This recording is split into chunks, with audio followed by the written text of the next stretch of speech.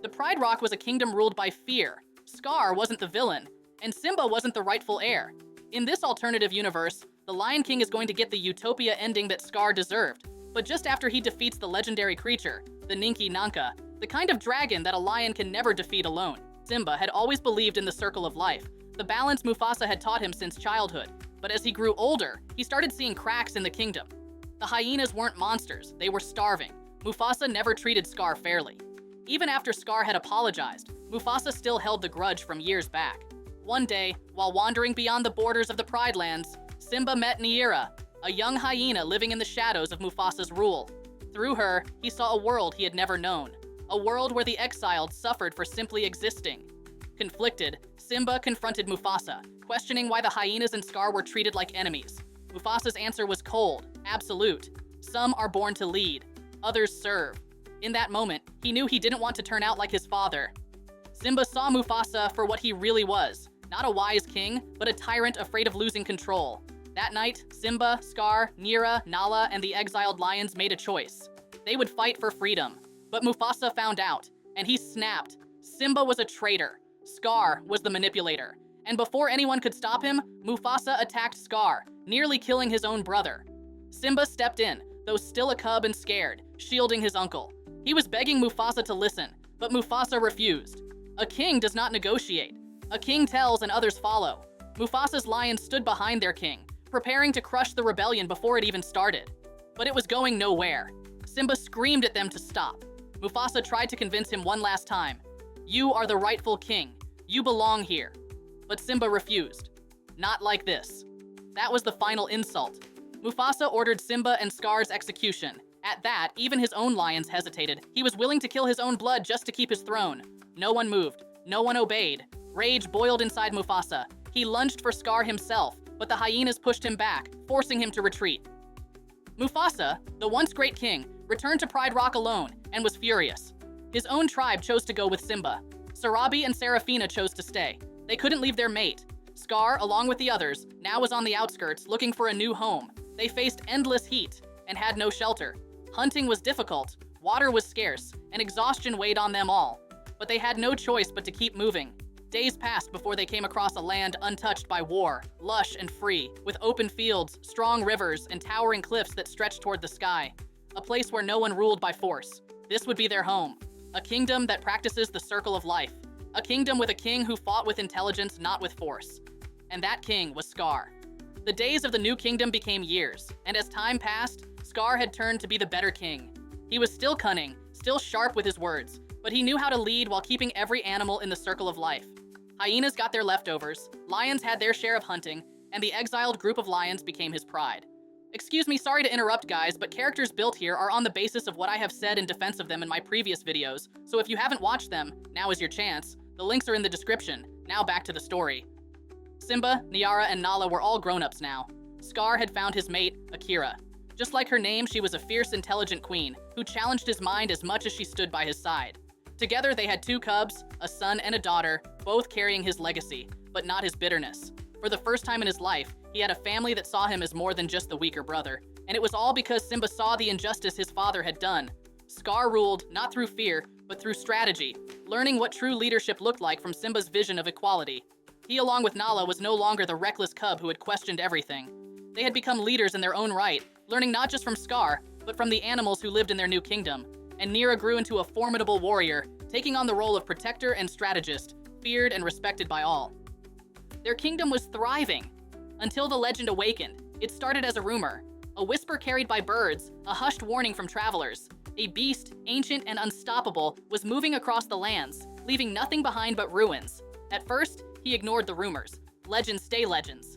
But then, animals from his own land began to speak of it, herds vanishing overnight, rivers turning black, the air thick with something unnatural. Something was wrong.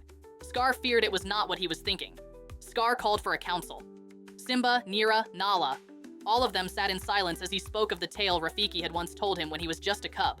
Back then, it had been nothing more than a bedtime tale, a warning about a beast that was neither living nor dead, something that awakened when family turned against family. Scar had shrugged it off, as any cub would, but now he was no cub. He was a father. He feared for his pride and his family. Ninki Nanka was as old as the circle of life itself, a force that balanced the world in a way no king ever could. Its size alone is gigantic that could crush everything beneath its weight: trees, boulders, even full-grown lions. It made him unkillable. Every time it awoke, it simply erased entire lands, leaving nothing behind. Its breath is death itself. It spreads a venomous mist that seeps into the land, poisoning the air, weakening any living creature caught in its path. Entire ecosystems would rot away before anyone even saw the monster itself. To meet its gaze is to meet your own end. It could paralyze warriors in their place, and despite its enormous size, it could blend into the shadows, vanish into the land like a ghost. The stories claimed it could stand right before you, and you wouldn't even know until it was too late. Its greatest weapon is the water itself. The beast didn't need to chase its prey. It could bend the rivers, summon floods, and turn the land against those who walked it. Water was no longer a source of life. It became a tool of destruction. Simba, now scared for his life, home, and kingdom, understood that he and his family back at Pride Rock are the sole reason for it. They haven't talked in years, not even on Christmas. Their bitterness has turned a legend into reality. He suggests that perhaps they could try and stop it. If they go back home, try to find a common ground with his family, it may undo the conflict that summoned it. Nala and Naira agreed. They decided to leave at dawn. Before the first light of dawn at Pride Rock, Sarabi and Serafina led a group of lionesses toward the river for breakfast. A lone zebra was drinking from the water's edge, unaware of the hunters lurking nearby. Just as Serafina was about to attack, the river stirred. The surface began to ripple, scaring the zebra away. Before any of them could react, a shadow rose from the depths. Water crashed around it, the sheer weight of it making the ground tremble beneath their paws. Ninki Nanka had arrived. It moved with terrifying speed, snapping its jaws. The zebra couldn't go too far. There was a deafening crash, and then nothing. It was gone, but so was the zebra and Serafina. Sarabi barely had time to scream. The river was still again.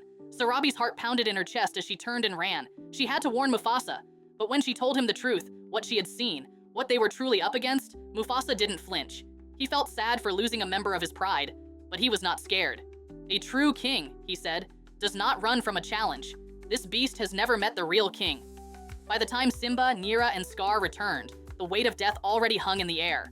Sarabi feared for her home, for her son she had barely recognized after all these years. Nala didn't speak. The moment she knew how her mother was gone, she knew there was no time to grieve. Scar was the first to say what they all knew. If we don't stop this thing, Pride Rock will be gone too. Force alone won't stop it. We need a plan. They laid it out carefully, used the terrain, the rivers, trap it, slow it down. It had to be weakened before it could be defeated, but Mufasa snapped. You think I need your plan to defeat this thing? Scar's patience dropped. This isn't about you and I. This is about staying alive. Then leave. Mufasa turned his back. You lost the chance to stand beside me the moment you turned my son against me. Simba stepped forward, desperate. Not again. He couldn't be the cause of his family's destruction. Father, please. Don't you remember what Rafiki told you when you were cubs? The Ninki Nanka thrived on family tearing itself apart. Their war had awakened it. If they didn't stop now, there would be nothing left to rule. We need to end the cycle. Scar and I built something better. A kingdom where every animal is part of the circle of life. The hyenas, the gazelles, the elephants. We protect each other from real threats. Mufasa turned to him. You are a fool, Simba.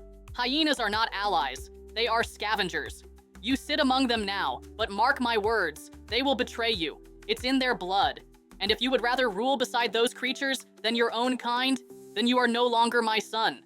A collective gasp tore through the air. Sarabi flinched as if struck. Even Scar fell silent. Mufasa had chosen power over family. Again. Simba exhaled sharply and turned to his mother. Fine, but I won't leave my mother. The choice was hers. Sarabi lowered her head. She had to choose between her mate and her son. Simba took a deep breath. We'll be back, with an army. Mufasa didn't move. He just stared at the horizon, waiting for the monster to come. Simba and the others had returned home. Mufasa had made his choice, so now they had to make theirs.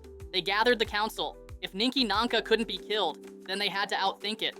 They spent weeks preparing, strategizing, learning every possible way to weaken the beast. They moved to the elephant graveyard to stay closer to the beast. And then, one fateful day, the sky turned dark. Grass started to wither. A heavy silence fell over the land. Ninki Nanka had arrived. Its hypnotic gaze slithered through the battlefield, twisting the minds of weaker animals, making them freeze in terror. The birds flew back to inform Scar and Simba, but they were already on the run towards Pride Rock. Mufasa was there charging with his pride, and then in an instant, he was flying in some other direction.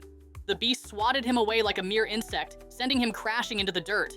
He wasn't able to stand anymore.